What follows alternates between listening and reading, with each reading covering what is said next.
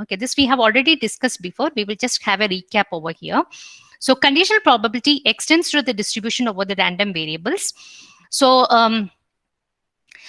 probability that intelligence given grade equal to A denotes the conditional distribution over the event describable by the intelligence given the knowledge that students grade equal to A. Okay, so what is the influence over the intelligence given a particular grade we are trying to identify? It is definitely not equal to the marginal distribution.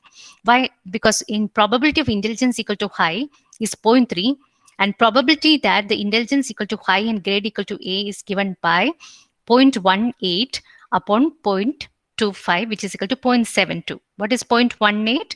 The probability that the intelligence equal to high multiplied by the probability that grade equal to A upon the probability that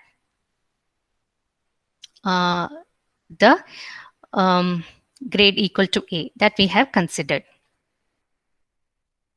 Okay, so this is a probability that grade equal to A. The probability that intelligence equal to high 0.3 multiplied by the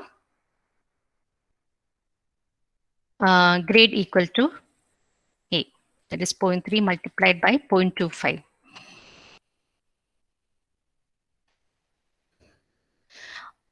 Okay, so that is probability intelligence is equal to high is representing our prior knowledge about the students before learning anything. That is, when I intake the students for the particular university or a particular school, what you do, what you are based on, your admission to SFIT is based upon what?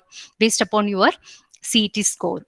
Okay, so that CET score is telling you like your something about your intelligence. I am not saying all CET score wala are intelligent students, because I know some up to some extent luck also plays over there.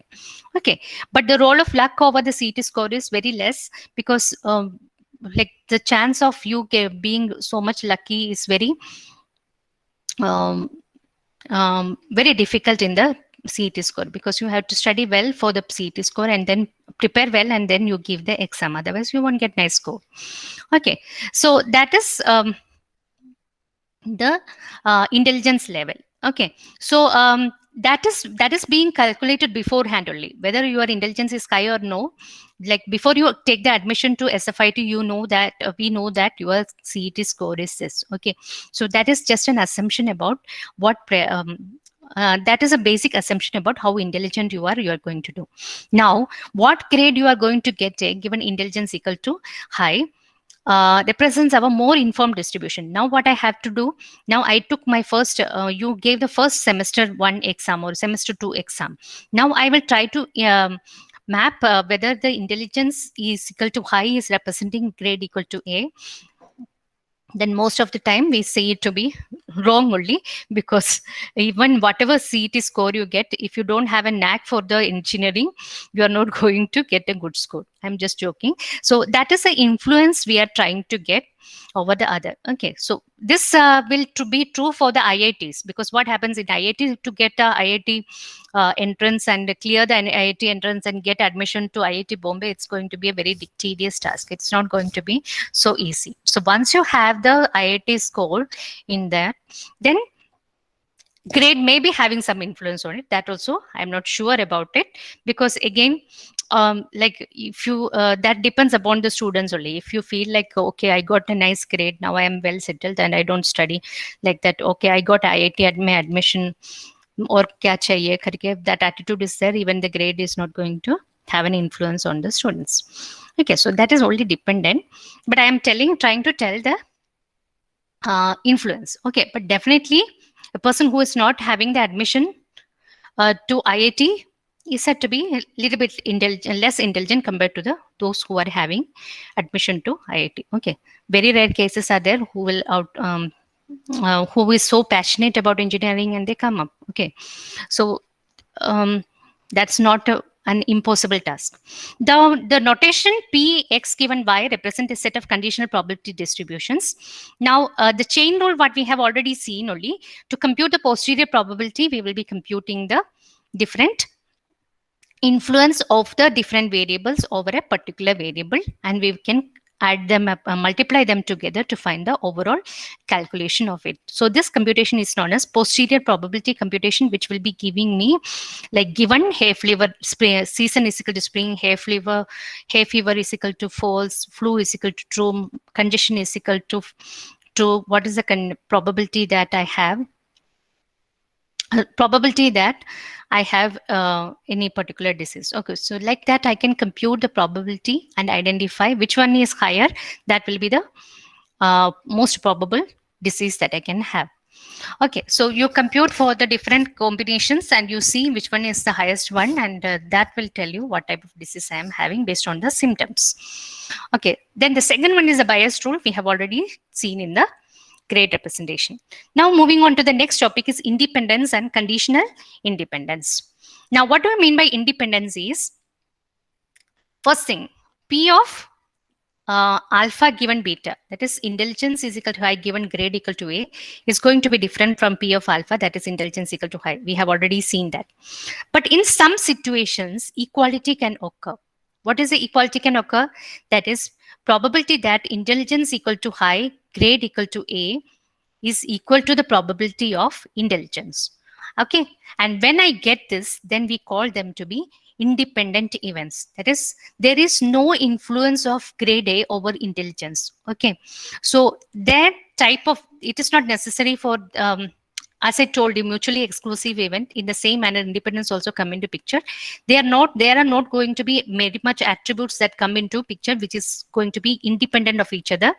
But what is the role of the independence, is like to it will enable you to understand the influence of one variable over the other, whether one variable is influencing it or other. Okay, variable values is influencing. Okay, so that we can learn it. So learning that beta occurs did not change our probability of alpha. That is, whether you get grade A or grade B or grade C, it is not going to have an influence over your intelligence. Then you call them to be independent events. So mostly what happens, as I told you, the events like coin tosses, etc., are said to be the probabilities which are going to be independent of each other. That is, when you toss a coin, either head or tail will occur. Okay, and once you have tossed a coin, and the second time you toss a coin doesn't have any influence over the first time you toss a coin. Okay, so what happens over there? Like when I toss a coin for the second time, I have an equal probability of getting a heads or a tail when I perform that particular event, and it is not dependent on anything else. So such different physical processes will be completely independent of each other. Now, mathematically, how am I going to refer it? Okay, that's why I told you in the beginning, don't get worried over this thing, because the same coin example only it is telling. Okay, A, alpha and beta are said to be independent of each other when alpha given beta is equal to alpha, probability of alpha given beta is equal to probability of alpha, or if P of beta equal to 0. So that can also be a condition, because if there is no value in the beta, then you have a value only for alpha. Okay, so that's the only thing. Okay, so coming to our example, the probability that intelligence equal to high given grade equal to A is equal to the probability of intelligence equal to high, or there are no students with grade equal to A. In both the cases, this probability will be equal to this probability, and we say that they are independent of each other. Okay, if there is no event only over in our space, then we can tell that there is dependency only. Okay, if no event occurs, how you can say it is independent? Okay, if no one is getting grade A, then there is not going to have a dependence of the intelligence over the grade A. That is what if P of beta equal to 0. Okay, and if in probability of intelligence, we have got it to be intelligence student is equal to 0.3, and probability of intelligence student given grade equal to is also 0.3, that means what? There is no influence of grade over the parameter of intelligence. Okay, then we call them to be independent attributes. Okay, so this is only mathematical definition. Don't worry about the mathematical definition and representation of it. Only for understanding purpose we have it. Now coming to the alternate concept of independence, the distribution of P satisfies alpha is independent of P only if the intersection value is equal to the value of P into alpha into P into beta. So just we are trying to show it by a proof, that is P of intersection beta. This is what rule? This is known as bias rule, Bayes rule. Okay, when I apply Bayes rule ke jagah pe P alpha equal to P beta into P beta, what happens? P beta will get cancelled and you will get P alpha. Okay, this is another way of representing it, the definition of the conditional independence in terms of the intersection property or the um, intersection property of the variables. Okay, so it is just an alternate definition. Don't worry about the definition part, as I told you in the beginning. Now try to understand the importance of admittance, conditional independence. That is more important. Okay, so while independence is a useful property, it is not often we encounter two independent events, because whenever we have some attribute values, they are going to be dependent with each other only.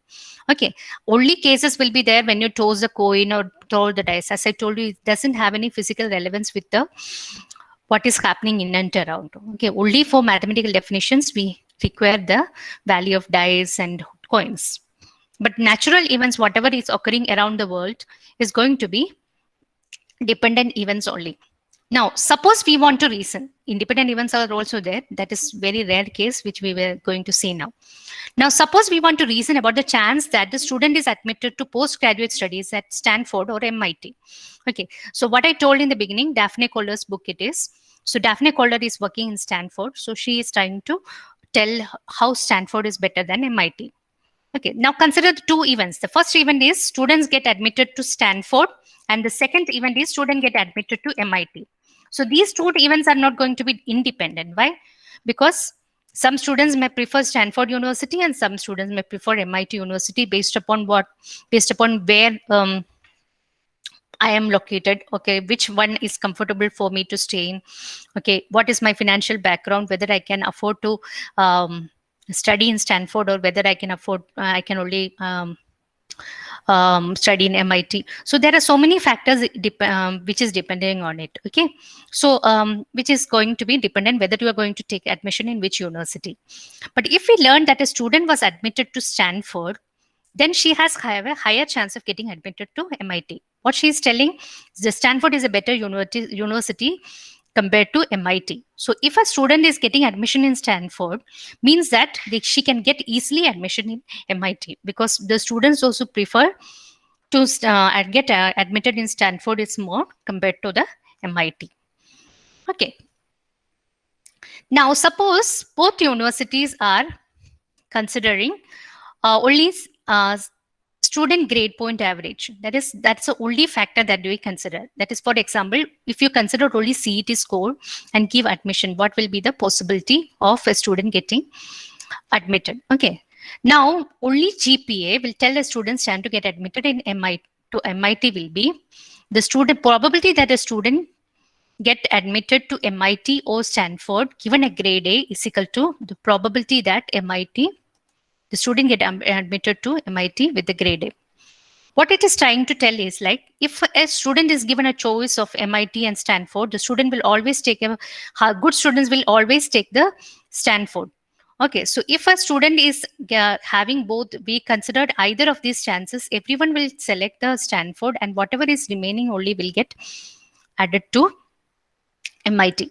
Okay, or to be to understand, I will tell you the same tell in the data point of view. Okay, now consider your CGPA or GPA is going to be around 10, 9.9, 9.8, etc.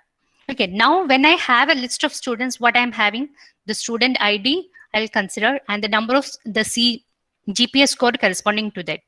Okay, now, okay, we will consider as a continuous variable. Okay, now what I will do, I have the ID and the students. What first I have to do is, like, I have to sort the students based upon the grade. Now, once I sort the students based upon the grade, what happens? The best student comes in the top and the second best students come in the, it will be sorted in the GPA in the decreasing order of the GPA. Now, what she is telling is, like, if I am very confident that I will get a chance in the Stanford, then I will not go for MIT. Okay, so what happens is now for example, Stanford University is giving you 60 seats in the graduate studies. Just an example. So if there are 60 seats, after sorting this, no, the first 60 student will get directly admitted to Stanford. Okay, so the next 61 to 120, the next 61 to 120 is going to get admitted to MIT. Okay, so here the based on the score only I can tell the ranks. Okay, and the rank above 60 to above 60 and below 120 will be in MIT, and the students with the ranks 1 to 60 will be in the Stanford. That is where the conditional independence come into picture. Okay, so that is not going to be a normal scenario, right? Everyone who is getting the highest score. For example, if I consider IIT case, okay, if I consider IIT Bombay to be the best IIT in the India, it doesn't mean like after cracking the IIT entrance, the top 60 students are going to be directly going to the IIT Bombay, and then next 60 student will be going to IIT Madras, and so on. Okay, so we can't conclude like that, because what the student have the we take the what they do, they take the preference from the students which IIT they want to study. Okay, and based on the preference only, now a person living in Tamil Nadu will not prefer to come and shift to Bombay and study in IIT Bombay. Okay, or similarly a student in Bombay will not try to prefer to go to IIT Chennai and study. Why? Because again they have to commute and all those problems are there. They are not they may not be comfortable in staying in the hostel. So there are different parameters that is going to be dependent on this particular chance, or in real world scenario conditional independence is not a possibility. Okay, now coming to event. An event alpha is conditionally independent. Now, this is again formal definition. Don't worry about seeing the numbers and all. Alpha is conditionally independent of event beta. Given event gamma in P, denote that P is independent of alpha or beta given gamma. That is, whether I get admitted in MIT or the Stanford University is dependent only on is equal to the probability that I'll get the MIT and Stanford is equal to the probability that you get admitted to Stanford University only, because we prefer the Stanford over the MIT, and the intersection value will be equal to 0. So this is what it is trying to tell. The same condition as I told you, according to the rank, the first 60 rank is going to Stanford and the remaining 61 to 120 is going to MIT. So that particular case, the influence of the Stanford students are not there for the are not getting influenced by the students. Those who are getting admitted to Stanford is having less influence over the students those who are getting admitted to MITs. Okay, so with this I wind up for today's lecture.